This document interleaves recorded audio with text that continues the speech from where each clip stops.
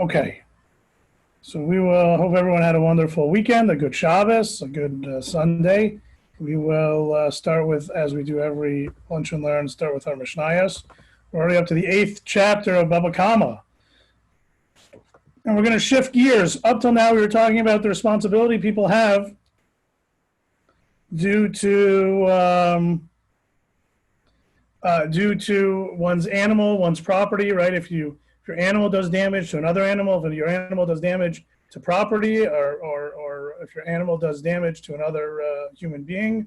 And now we're going to talk about if a person does damage.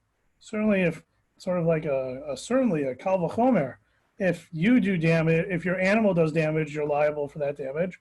Certainly, if you do damage to someone else, you are certainly liable, and we're liable in a number of different ways, and this is the Mishnah that we have here. So here we are, beginning of the 8th chapter. Close that. 8th chapter of Baba Kama. Here we go. Hachovel b'chavero chayav alav mishum chamisha devarim. You might have been familiar with this. Finally, we get to it in the Mishnayot, in the 8th chapter. Hachovel b'chavero. If a person damages his fellow human being, you're liable in 5 categories of damage, payments. Nezek, the actual damage done. Tsar, let's say the pain caused by that damage, by that injury. Ripoy, the cost of convalescing, right? The cost of whatever medical interventions are necessary in order to fix and to heal the injury. Beshevet, person who is out of work due to the injury or in some way compromised. So the cost that has incurred due to the injury, that lack of due to not working. Baboshet, right? Baboshet is the degree of the degree of embarrassment, shame that was caused by the injury. So let's go. The Mishnah goes through each of these. We'll probably only do one Mishnah today. Benezek Ketzad, how do you evaluate the injury? Simet inav, eno katas yado, shiberet raglo, rono tokilu eved, nimkar b'shuk, v'shamin kama hayafe, v'kama hu yafa. Right? It's based on the slave market. Right, a slave, let's say a person got injured in the eye and now he's blind in one eye. So what does a slave go for that has vision in both eyes versus what a slave goes for that's blind in one eye? The difference in value goes to the injured party because of that damage. Tsar, right? The pain that's caused, right? So how do you evaluate the pain? Kiva'o b'shipud o b'masmer, right? So if he burns him with a spit or a nail, right? So how does that work? V'afilu al tziparno, even on his fingernail, makom she'eno osa chabura, it doesn't leave it just singes it, right? It doesn't leave a wound. Ondim kama adam kayotze b'zeh, rotza li to liot mitztar b'kach. So we evaluate, right? What's the evaluation for the injury, for the pain?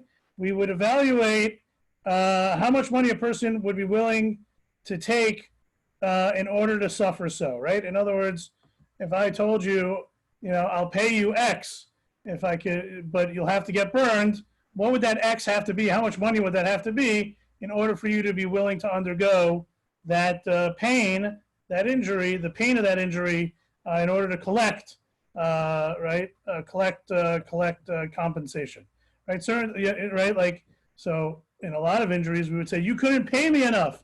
You couldn't give me, even if you pay me all the money in the world, I wouldn't want to be, deal with that, incur that pain, right? Tolerate that pain. But somehow there was a process of evaluating certain types of pain a typical person might be willing to undergo if there's a monetary payment. I would imagine, again, maybe this is somewhat cultural and sociological, based on socioeconomics, but I would have to, you'd have to give me a lot of money. I guess I have a low tolerance for pain. I have a low threshold for pain.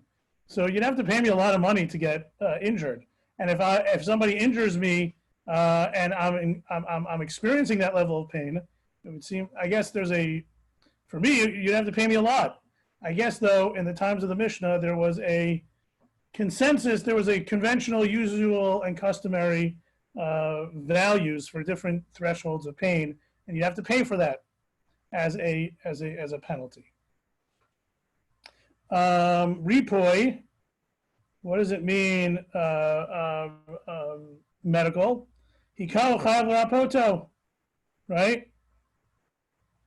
You have to, whatever it costs, you have to make sure that he's healed, right? You have to pay the cost of healing. And furthermore, alu bot smachim imachmat hamaka chayav, right? If let's say you burned him and then there's blisters, or you hit him and now there's a bruise or a hematoma. Yeah, I don't really know much about medicine, but that, something, a subdermal hematoma.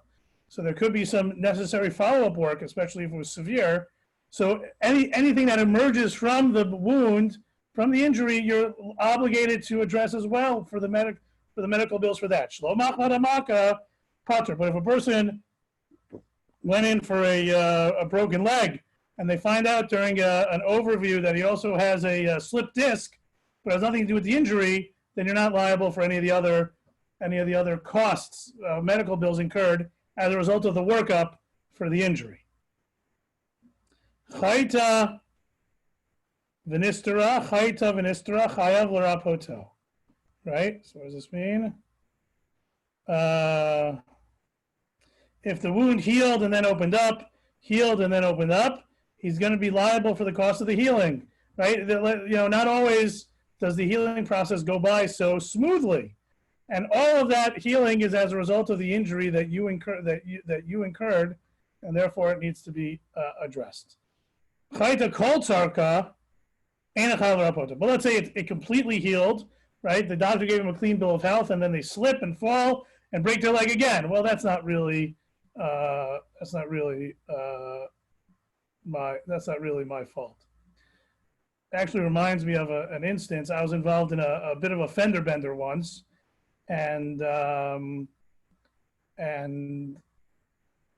was so I got sued by the person, and it ends up that soon after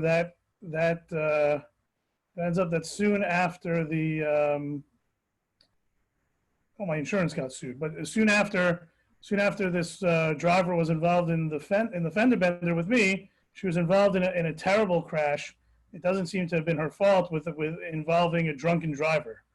But so they wanted to, I think I might have had better car insurance, so they wanted to blame all the injuries that were incurred by the high speed drunk driving crash on me.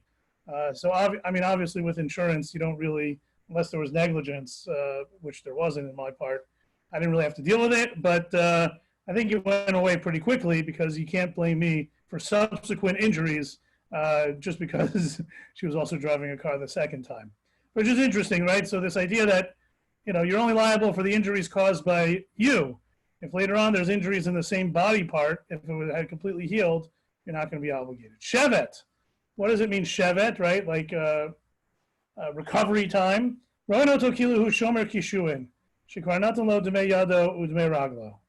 Right? So you already paid for the body part, right? The value of that body part relative to a slave market, but while you're recovering, you can't do anything. So what salary does the perpetrator have to pay? Let's say the person's a highly regarded defense attorney, divorce attorney, right? They make $1,000 an hour, right? And he's out of work for a little bit. No, we say that's not what he has to pay him for shevet. We have to pay him as if he is a melon watcher, right? He's watching the fields, right? That's a pretty basic job with a minimum wage type of compensation, and that's what you have to pay while he's out of work. Boshet, right? And so what kind of shame, what does it mean that there's a value placed on the shame, on the embarrassment caused by the injury? It all depends on the perpetrator and the victim, right? Let's say, there's a lot of variables there, and it is subjective, right? When do you feel shame?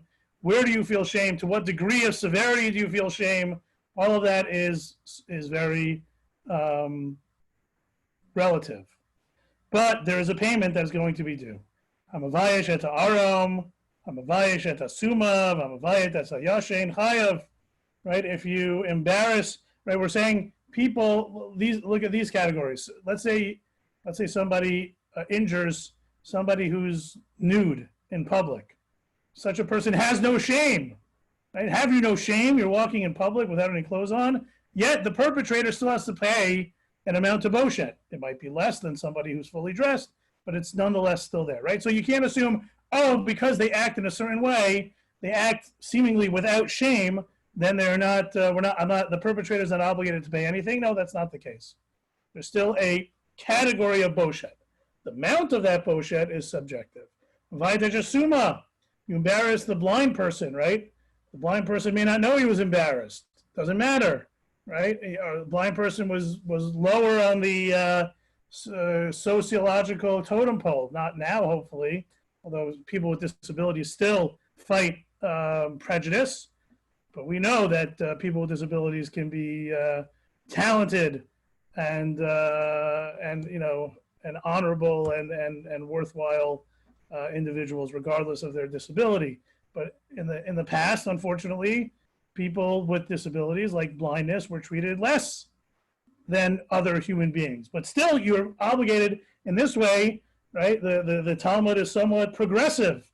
That even back then, where granted they viewed blind people as somewhat lesser, but they still attributed a value to the boshet, to the shame that a blind person may incur as a result of his injury. Right, a person's sleeping and somehow they're embarrassed. So they're sleeping, who cares? No, right? Here too, it's there's something very powerful. You're still liable for that shame. What about the other way around? What if while I'm sleeping, I somehow injure someone, right? I flail my arms in my sleep, right? And I hit someone and I give them a bloody nose. Terrible, bad luck. Potter, but I'm going to be exempt, right? Because there's no dot, there's no intention. I was sleeping, right? Nafal min agag v'hizik ubiesh chayav nezek upater al boshet, right? What if I fall off a roof and I injure the person, and in so doing I embarrass them as well? So I'm going to be liable for the injury that is caused, but I'm not going to be liable for the embarrassment, the shame that I caused. Why? And right? Why are we distinguishing between the value of the payment of injury versus the payment of boshet, of shame? Pasuk, right? There may not be a logical reason for it, but it's a pasuk. Shenamar v'shalcha yada v'hachazika b'vushav eno chayav al boshet ad she'eh mitkaven. That when it comes to embarrassing someone, again, when it comes to a process of tshuva, even if you embarrass someone accidentally, right? I'm talking about with words, with what we said, something like that, then even if you didn't mean it, you still have to say you're sorry. You still have to engage in a process of repentance. However, when it comes to boshet due to physical injury, right? In that case, it has to be mitkavein. There has to have been intention for the obligation to set in.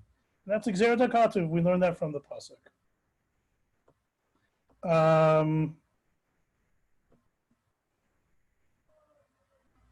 Let's just do the second Mishnah, and because it makes the point of distinguishing between the levels of liability and responsibility that a human has when he or she injures someone versus if our property, our animals, damage someone. Zeh chomer ba'adami bashur.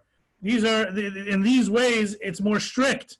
In a case of a human being that injures versus an animal, an ox, right?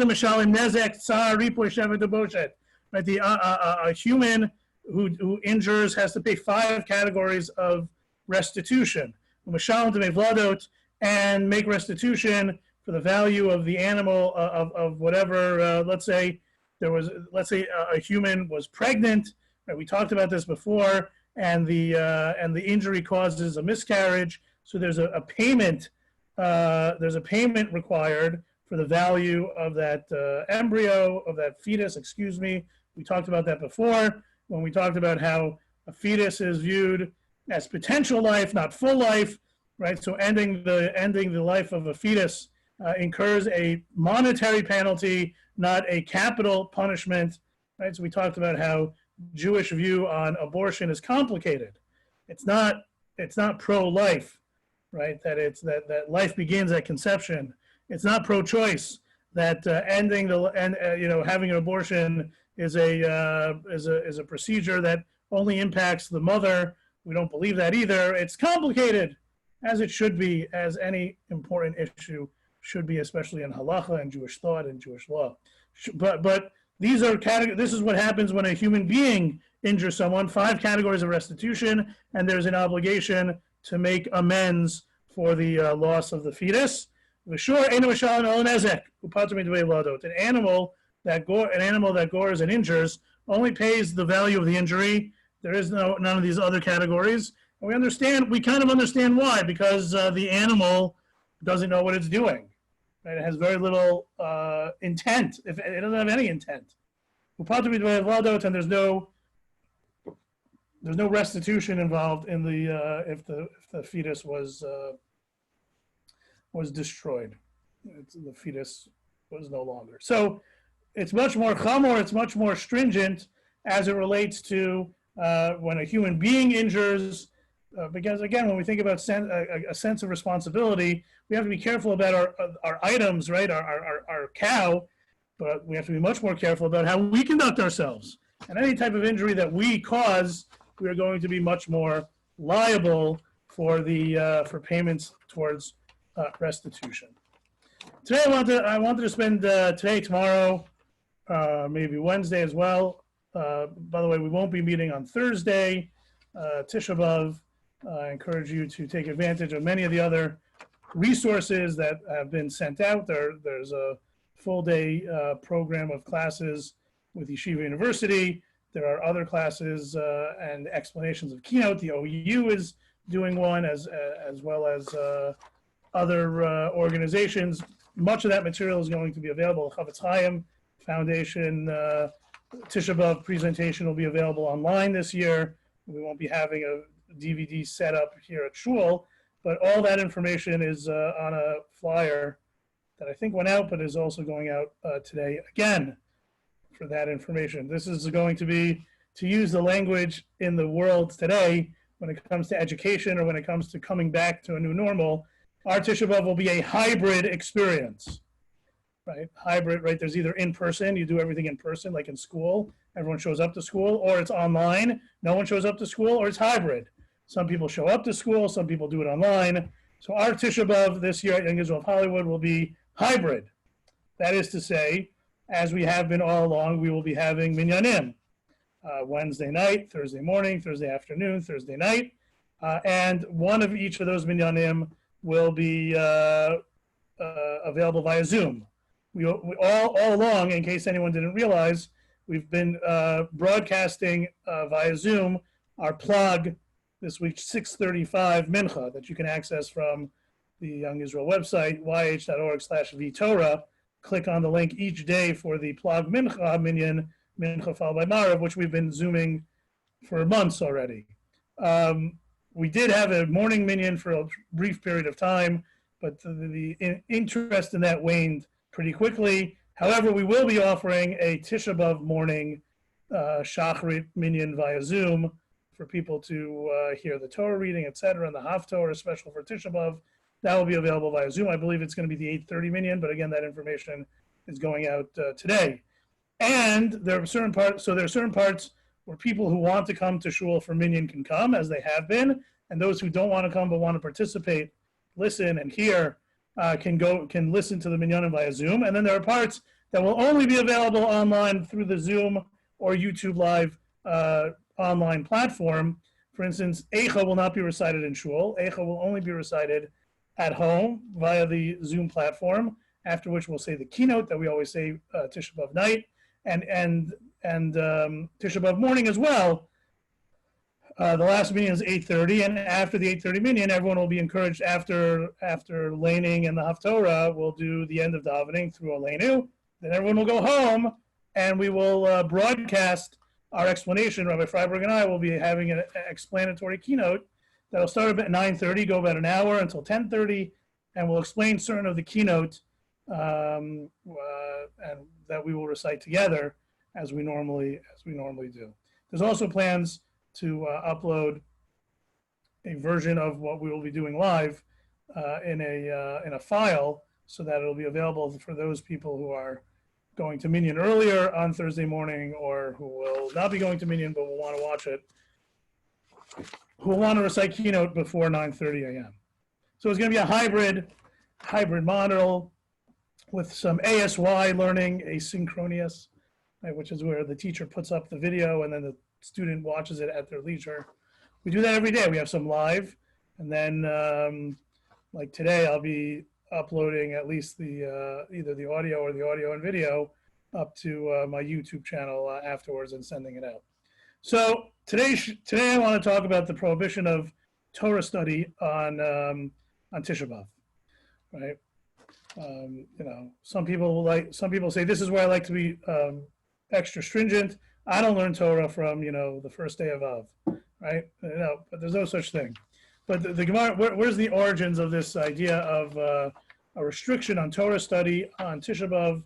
How does that relate to our Tisha B'Av experience, to what we know about Tisha B'Av, what we're commemorating? So the shir begins with the Talmud and Tanit, page 30a, which tells us that we're not allowed to learn Tanakh on Tisha B'Av because Torah is mesamchei lev. Pekudei Hashem Yisharim mesamchei lev. Torah gladdens the heart, right? The Torah study, Torah learning should be something that's exciting, exhilarating, satisfying, meaningful, brings joy to our lives. And therefore, you're not allowed to learn Tanakh on Tisha B'Av. However, there are certain caveats. You're allowed to learn parts of Yirmiyahu. You're allowed to learn keynote. You'd be allowed to learn, let's say, Eicha. You're allowed to learn Eov. Parts of the Torah, parts of Tanakh that deal with doom and gloom and destruction and theodicy and bad things happening to good people, those types of topics are allowed. The Shulchan Aruch in Tav Kuf Nan Daled, Sif Aleph quotes this, lahalacha, that there are restrictions on our Torah study on Tisha B'Av. However, by an Avel, right, if we want to, we might suggest that this is comparable to restrictions on Torah study that a mourner during their Shiva experiences. However, the pasuk, the pasuk for why an Avel does not learn Torah during Shiva is not the same as the one for why we don't learn Torah on Tisha B'Av. The pasuk for why we don't learn on Tisha B'Av, like I said, is from Tehillim. The pasuk why an Avel does not learn Torah during Shiva is because of Yecheskel, right? That you should remain silent, right? No, when you're in mourning, remain silent, and the silence is understood to mean specifically as it relates to Torah. And so the question, so is it comparable? The restriction of Torah study on Tisha B'Av, is it the same? As an extension? Is it just a different iteration of the restriction of learning Torah for an Avel during Shiva? So Tosfot and Moikatan brings two opinions whether an Avel is allowed to similarly have a dispensation and allowed to learn bad things, right? The doom and gloom. Is an Avel allowed to learn Yirmiyahu or Eov or Eicha during Shiva? The Re says you're not allowed because the pasuk in Yecheskel says remain silent, right? It doesn't talk about Torah gladdening the heart. It talks about while you're a mourner, remain silent. Remain silent does not seem to have any dispensations for doom and gloom, depressing types of Torah study, as opposed to the pasuk Pekudei Hashem Yisharim mesamchei lev, that when Torah is gladdening of the heart, you should avoid studying it. But perhaps there are topics that aren't considered to be gladdening of the heart, and those topics should be permissible. So the Re says that the pasuk in Yecheskel indicates a complete moratorium during Shiva for an Avel to learn any Torah. However, right, so whereas an Avel is to remain silent, on Tisha B'Av it's about injury, pain, sorrow. And if we can learn parts of the Torah that foster that sorrow, then that would be okay. The Rambam as well, when it comes to codifying the halach of Tisha B'Av, mentions that there's a dispensation to allow us to learn Devarim Ra'im, foreboding, gloomy, doom and gloom types of topics, but makes no similar dispensation as it relates to Tisha B'Av. Makes no similar one as it relates to the Avel. However, Rabbeinu Yaakov in that Tosfot says that an Avel is allowed to learn Devarim Ra'im, doom and gloom, because Yechezkel is only referring to happy things. You're supposed to remain silent as it relates to Torah that gladdens the heart, and a mourner can learn the similar topics of Yirmiyahu and Keynote, Eicha, and Eov, etc. Now the question is, if Rabbeinu Yaakov is correct that really the allowance of learning Dvarim Ra'im applies to both an Avel and all of us on Tisha B'Av, then why do we learn the prohibition from two different psukim? Again, the restriction on Torah on Tisha B'Av is learned from Tehillim, whereas the restriction of a mourner during Shiva is learned from Yechezkel. But if they both allow for the allowance for learning theodicy and doom and gloom, why are there two different psukim brought? So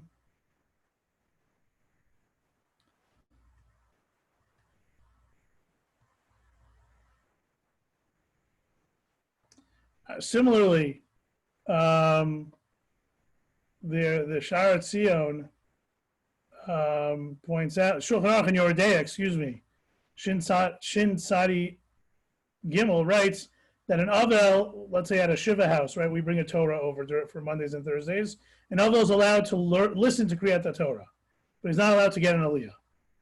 And the question that's asked is, what's the difference? If you're allowed to listen to Torah reading, why aren't you allowed to get an Aliyah for Torah reading? And so the answer is that Kriyat Torah is part of the Seder Hayom. It's part of the liturgical service. It's not prohibited. Anything that is ordinary is not considered to be Mesamchei Lev. That's going to be important. But an Avel can't get an Aliyah because not allowed to teach others Torah. As many point out, that's the role of public Torah reading, not just to hear it, but to proclaim it, to teach others. Even though really the Baal Koreh is teaching, not the Ola, still the Ola, the person getting the Aliyah, is considered as reading based on the idea of while he listens and the Baal Koreh reads, it's as if the Ola himself is reading. So we see that those things that are ordinary, normal, let's say Kriyat HaTorah, are not prohibited for the Avel. The Gemara Moed Katan tells us that, let's say the Tzibor needs the Avel, and he's the Talmud Chacham of the town, and if he doesn't teach Torah, that the Torah will not be learned, right? There's only one Talmud Chacham in town, so he can teach Torah, but should not be done directly, right? He should tell someone else, and the other person should translate it or announce it, right? Be his mouthpiece. This way, it's not considered teaching directly. It's one step removed. Now, what is the source of the prohibition of an Avel teaching to others? So Soloveitchik explained, we learned this from Yechezkel, right? Remain silent. That's also the source for why an Avel is not supposed to initiate conversation. He or she is allowed to, right? They should, you shouldn't just say, hi, how are you? Right? There's a restriction on that as well. And so Soloveitchik suggested from the Pasuk in Tehillim of Mesamchei Lev that the Torah brings us joy. We learn the restriction on Torah learning. And from the Pasuk of Hanek Dom in Yechezkel, remain silent, we learn that an Avel is not allowed to teach Torah. Not just learn Torah, but to teach Torah as well.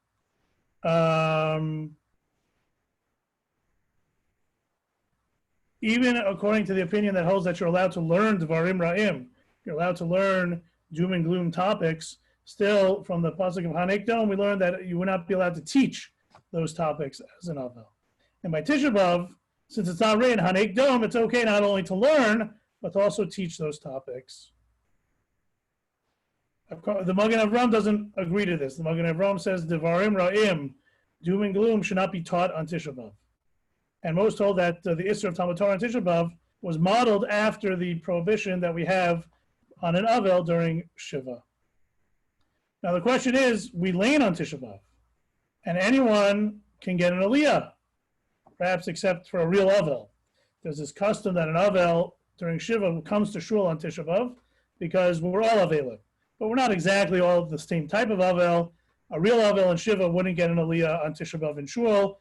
All the rest of us who are like Avelim for the Churban of the Beit HaMikdash can get an Aliyah. But the question is, if we're not allowed to teach Torah, like the Magen Avram, why is there laning on Tisha B'Av, which is a form of public Torah teaching? So one answer is that Kriyat Torah on Tisha B'Av is different than the normal Kriyat Torah. Because by a normal Avel, the Aliyah would contradict his status. But Kriyat Tisha B'Av is a form of fulfilling the obligation to mourn. Right? The Kriyat HaTorah on Tisha B'Av in the morning is about destruction. And in the afternoon is about a regular Tanit. These are ways that we fulfill our status as mourners over the temple. If the tzibur does not lane on a Tanit, it takes away from the Tanit itself. They're not experiencing the fast day in its most, in its best way. A proof for this is the Gemara in Tanit. There's a dispute whether there's one Aliyah or three on a day in which there normally would not have been Kriyat Torah, right? So like on a Tuesday or Wednesday, let's say Friday for Asar B'Tevet, do you have one Aliyah when you read the Torah on the fast day morning, or two Aliyahs? So for a Kiyam of Kriyat Torah, you definitely need three Aliyahs. So why would the Tanna Kama even think that you can have one Aliyah that would suffice for when a fast day, especially Tisha B'Av, falls down on Tuesday or Wednesday? So Rav Soloveitchik explained, because the main purpose of Kriyat Torah on a fast day is the Haftorah, which focuses on the rebuke, right, of making sure that we do things the right way. But we know that before the Haftorah, there must be Torah reading, and so we have Torah reading. Maybe we only need one Aliyah, right? The Torah reading is a pretext to allow us to then move into the Haftorah. So the Tanna Kama holds that one Aliyah suffices for Kavod Torah, and that leads us right into right into the Haftorah. Because we're not looking for a kiyum of Kriyat Torah per se. All we want is permission to read the Haftorah. But the prevailing opinion is that no, whenever you pull out the Torah, even if your main purpose is to read the Haftorah, you still need three Aliyot. What emerges about Kriyat Torah specifically, we spent a little bit of time on Talmud Torah, but really our focus now, and as we end, is going to be about Kriyat Torah. What emerges is that Kriyat Torah at Tisha B'Av is not a regular Kriyat Torah. It has an element, depending on the Kriyat Torah in the morning, helps us, put us in the mindset of Avelut, of the mourning of that's supposed to go on for the Churban on Tisha B'Av. And the reading in the afternoon for Mincha is a fulfillment of the fast, where it focuses on tshuva, on repentance, and rebuke, etc. And especially in both cases, the Haftorah is supreme. The Haftorah in the morning, which talks about doom and gloom, is an important facet of the Tisha B'Av morning experience. And the Haftorah in the afternoon is a fundamental expression of the Tanit experience that is Tisha B'Av as well. Of course, those who are davening at home, as we mentioned in our guide to halachic times in davening, should for sure say the Haftorah, should read the Haftorah. We don't say the brachot before and after Haftorah if you read it alone, but nonetheless, it's a critical element of the